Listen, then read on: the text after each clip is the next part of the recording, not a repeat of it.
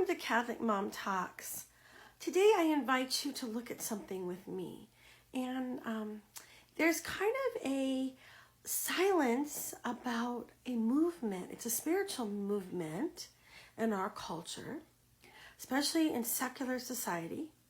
And it's silent, right? But it is a very strong driving force. And I want you to dissect with me, okay, where is this voice coming from? Okay, exactly. And I can tell you who it's coming from, okay? It's coming from the enemy, right? And the enemy, the scripture tells us, is the ruler of this world, okay? He's the ruler of this world. So as Christians, or Catholics too, we can see a spiritual reality that the rest of the culture does not see. How do we do this, right? How do we do this? Well, we can judge the action or the idea by what kind of fruit it produces, okay?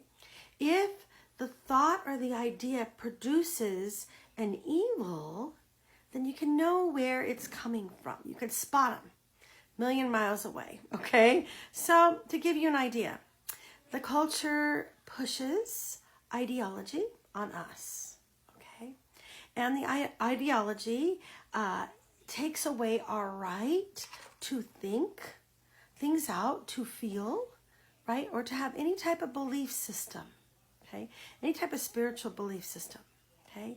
It usurps that. Now, the second thing is that the enemy twists the truth, okay? He'll give you a little bit of truth, okay? And then turn everything upside down, okay? Everything upside down. He manipulates the truth to his advantage, okay? He manipulates the truth to his advantage. For example, okay? This is just an example. The society, he makes what is evil look good, and what is good look evil. Okay, very, very specific here, right? The culture, having a relationship with God, believing in the devil, right, is not culturally acceptable because it's medieval, okay? Having morals or belief system, that's fine for you, but don't tell me what to do kind of thing, right? But of course our kids are killing themselves and we're not supposed to say anything, right?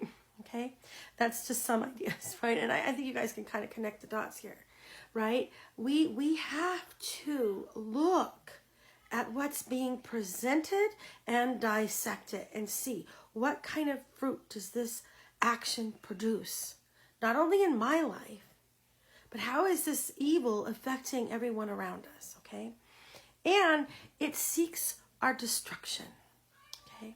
So you can understand that this is kind of a dangerous thing, right?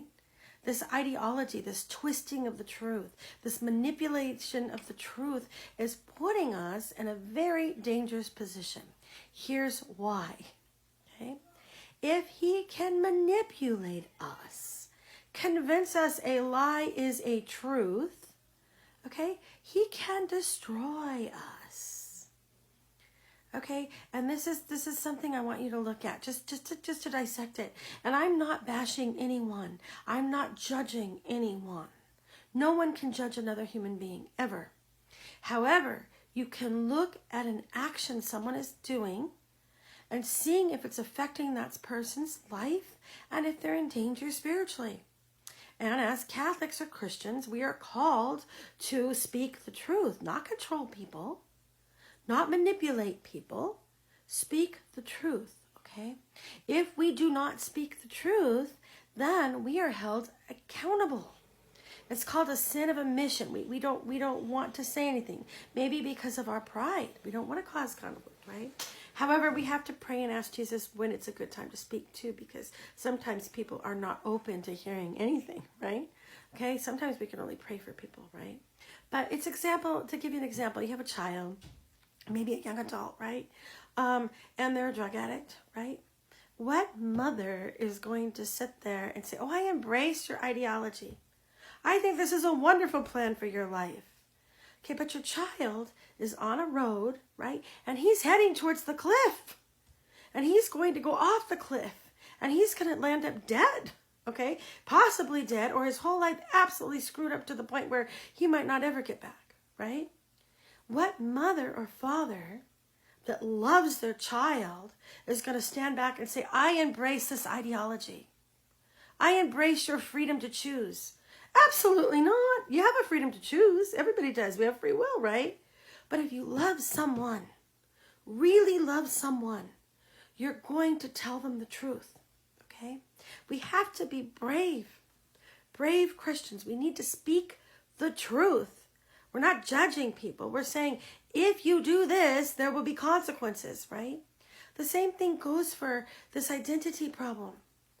Our children, right, are being subjected to not only manipulation and grooming with the culture, but a demand to accept an ideology as something that is good, that is absolutely ripping them apart psychologically. They are being split in two psychologically. It is dangerous psychologically to embrace behavior that is going to cause disintegration to a child's personality. Okay? It is evil to take off body parts and surgeries to make someone psychologically feel healthy. Okay? That is an evil. Okay? It's a ripping apart of the whole. Okay? Exactly what the enemy wants to do. The number one, I believe it used to be, the number one reason for suicide among our teens is identity crisis. Okay, these kids are suffering, a lot of them, from mental illness, right? Dissociative identity disorder. You're talking about severe psychoses, trauma. You're talking about depression. You're talking about these kids are on the brink of killing themselves. Okay? And we're standing back saying, oh, we embrace what you're doing. And this ideology is the very thing that's causing them to be broken and disintegrated. We can judge no one, but we can love them.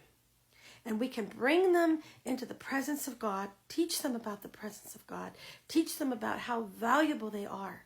Not only to us, but to God and to society.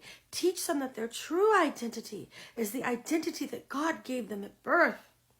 If they cannot see that, if they are struggling, they need help. And as parents, we need to get them the help they need.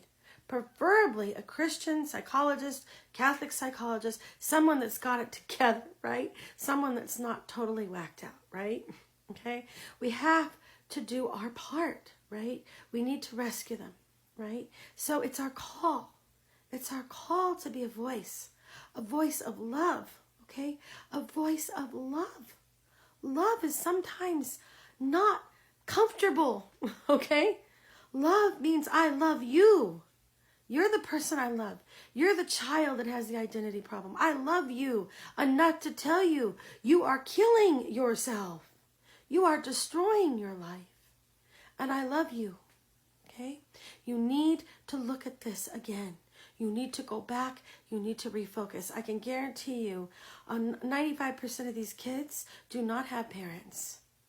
Parents that are, well, they may be present, but they're not emotionally present. Okay? These kids need attention. They need love. They need nurturing. Okay? They need nurturing. They need parents. My daughter has a friend. He's a beautiful person. Absolutely beautiful. But so broken. So embracing the world's ideology, he feels like nothing. Okay, so much so to the point he's formed like complete psychoses. Okay, one minute he was in love with my daughter, the next minute he wants to be a woman. Okay, but the problem was his father, okay, he had a twin brother, loved one brother better than he did him. Okay, so he is trying to get his father's attention. Okay? We don't need to make these kids feel ashamed. We need to open our arms to them and love them and tell them, let's look at this together. Let's journey together. Let's find God together. That's my thought for today, guys.